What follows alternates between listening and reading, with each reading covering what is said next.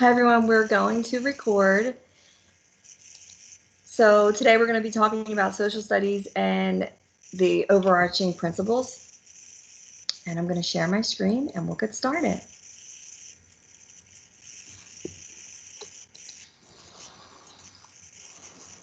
Okay, so here we go.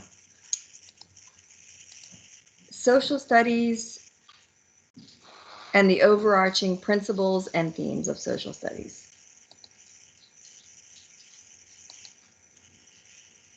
So one thing we want to do is we want to focus on the purpose. Why do we teach social studies? It's the promotion of civic competence as a central aim of social studies teaching, educating students who are committed to the idea of democratic values. Social studies is meaningful. It should be structured around essential questions, important ideas and goals, and skills to help students thrive in the world. Social studies is integrative. Curriculum addresses human experience, history, and linking to the present and looking ahead to the future. Social studies is value-based. Civic competence does not happen automatically. It's not something that people know what to do. They need to learn how to be competent in civics. So providing them with opportunities to address ethics and controversial issues is important, and also addressing issues that are important to them. And we don't want to underestimate children because they have things that are very important to them, no matter how young they are. Social studies is challenging. So challenging social studies curriculum can pave the way for lifelong learning and active citizenship. Again, it goes back to not underestimating the interests of children. Social studies is active. Students should have many opportunities to actively learn and engage with the curriculum. It shouldn't just be a teacher talking at students, telling them about social studies. They need to have opportunities to make it come alive to them. This is a quote from Aristotle: "Learning to become an active and responsible citizen requires experience."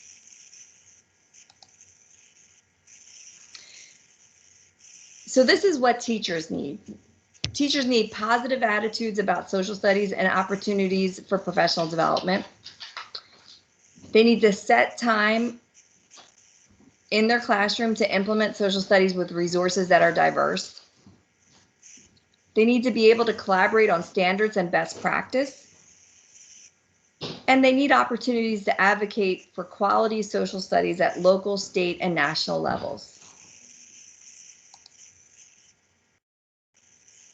Okay, so the C3 framework is a 3-year effort that was led by social studies experts, and the purpose of it was to re-envision the purpose and instructional practices of social studies.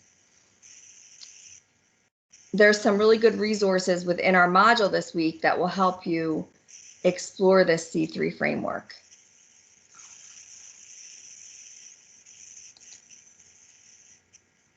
Within the C3 framework is the inquiry arc, and there's 4 dimensions of the inquiry arc. The first one is developing questions and planning inquiries, which we're going to talk a little bit more about. The second one is applying disciplinary tools and concepts. And the third one is evaluating sources and using evidence. The fourth one is communicating conclusions and taking informed action. And here's how you see it in this graphic. So the Common Core standards, literacy, and making sure students are literate in history and social studies, and speaking and listening is on the outside. And then all around it are the content areas, and then within it you see the inquiry arc. And of course, our primary focus is always going to be student learning.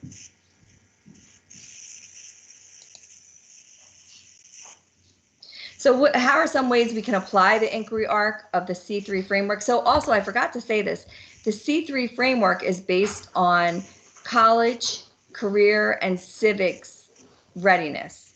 So this is what we want to prepare our students for this C3 framework.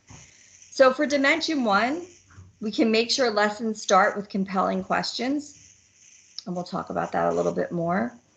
Dimension 2 would be to use the standards, essential questions, and big ideas to guide your lesson planning. Having anchor charts, which is something we'll be doing in this course, as well as posting goals in learner-friendly language. So if you're talking about kindergarten, you want to make sure that the goals are posted in a way that young children can understand. And if you're doing a virtual lesson, you would have them post it virtually. So the third dimension is giving students opportunities to gather and evaluate sources. And if you're working with very young children, you can do a group research project or involve the families and ask the children, to do a family project. Dimension 4, you can allow students to choose how they will demonstrate their learning and new ideas. Maybe they want to make a video, do a presentation, do a role play. They can engage their families if they're doing, remote learning.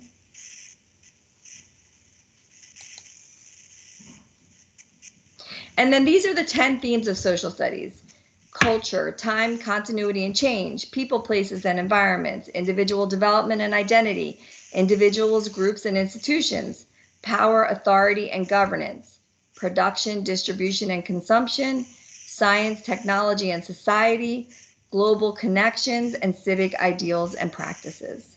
So as you can see, there's many themes of social studies. And what we want to think about is how can we integrate the C3 framework around these themes.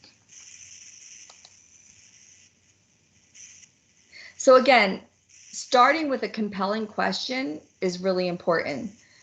So how can you design lessons and units around these questions? You had some practice with this in our curriculum course. And the questions, again, should be compelling and supporting. So for your lesson plans, try adding compelling questions. So what is a compelling question? A compelling question should be intellectual and student friendly, intellectually meaty. So a really good higher order thinking question plus student friendly.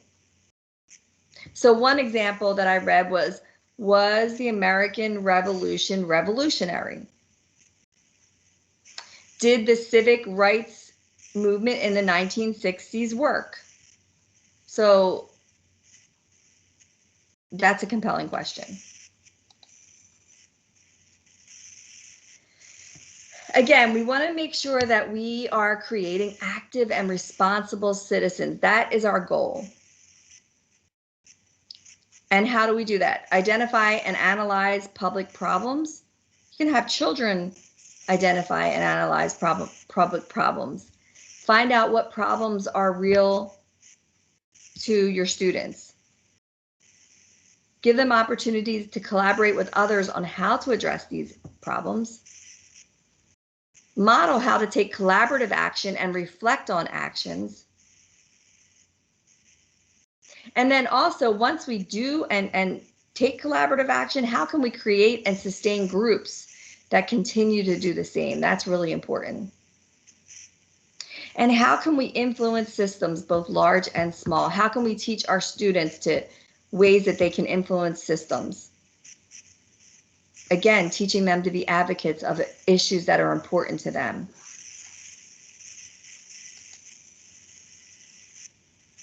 Okay, so we talked a little bit about supporting questions. So supporting questions are different from compelling questions because they are convergent. Compelling questions are divergent and have many different answers. Supporting questions are convergent and allow students to search for understanding and knowledge to support the compelling question. They are also based off of the standards. What do students need to know? And they should have agreed upon answers. So if we talked last, the last thing I said was about, was the American Revolution revolutionary? To provide a supporting question could be something like, what was the reason for the American Revolution? Or describe a battle that was fought during the American Revolution.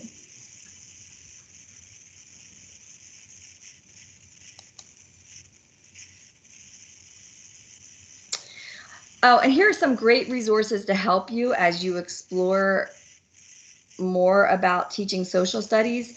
The National Council for Social Studies, which is also socialstudies.org, has many free resources available. They also have a student membership. I think that it's like $46 a year, which is not bad. But if you are specifically teaching social studies, which as elementary school teachers, you probably will be, it might be something to check out.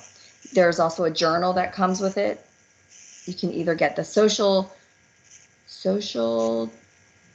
journal, social issues journal, or the teaching elementary students social studies, something like that. I'm sorry, I think I messed it up a little bit. There's also the c3teachers.org website, which is has great resources for teachers. They're free. It's free to join, and helping students get ready to be career, college, and civic ready. Achieve the Core.